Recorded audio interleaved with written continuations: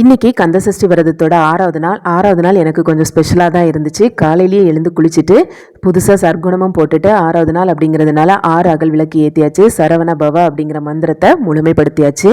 நல்லபடியாக பூஜை செஞ்சுட்டு எப்பவும் போல் வேல்மாரிலும் கந்தசஷ்டி கவசமும் பாராயணம் செஞ்சுட்டு காலையில் பூஜைக்கு வச்சுருந்த 2 செவ்வாழை பழம் தான் காலையில் பிரேக்ஃபாஸ்ட்டுக்கு. குழந்தைங்களுக்கு பூரியும் கிழங்கும். மதியம் லஞ்சுக்கு 2 செவ்வாழை பழமும் 1 கப்பு போல் லெமன் ஜூஸும் எடுத்துக்கிட்டேன்.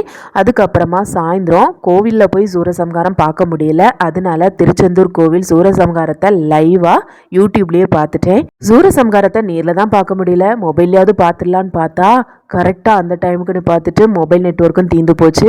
அதுக்கப்புறமா 33 ரூபாய்க்கு ரீசார்ஜ் பண்ணி சூரசம்ஹாரத்தை பார்த்துருக்கேன். சூரசம்ஹாரம் சும்மா பார்க்கல, டபுள் ரீசார்ஜ் 33 3+3 6 முருகனுக்கு உகந்த நம்பர். ஆச்சரியமாக இருக்குல்ல. சூரசம்ஹாரத்தை பார்த்ததுக்கு அப்புறமா தலைக்கு குடிச்சிட்டு புட்டாமுது செஞ்சு வச்சுருந்தேன். அதை பிரசாதமாக வச்சுட்டு கூடவே வாழைப்பழமும் எலுமிச்சப்பழமும் வச்சுட்டு அதே அகல் விளக்கு 6 விளக்கு ஏற்றிட்டு நல்லபடியாக முருகருக்கு பூஜை செஞ்சுட்டு வேல்மாறலும் கந்தசஷ்டி கவசமும் பாராயணம் செஞ்சுட்டு பிரசாதமாக வச்சுருந்த புட்டமுதில் கொஞ்சம் 2 வாழைப்பழமும் சாப்பிட்டுட்டு 6வது நாள் விரதம் நல்லபடியாக முடிஞ்சிருச்சு. புட்டமுது ரெசிபி ஏற்கனவே போட்டிருக்கேன், வீடியோ டேக் பண்ணுறேன், வேணுங்கிறவங்க செக் பண்ணி பாருங்கள். 7வது நாள் விரதம் எப்படி இருந்துச்சு அப்படிங்கிறத அடுத்த வீடியோவில் பார்க்கலாம்.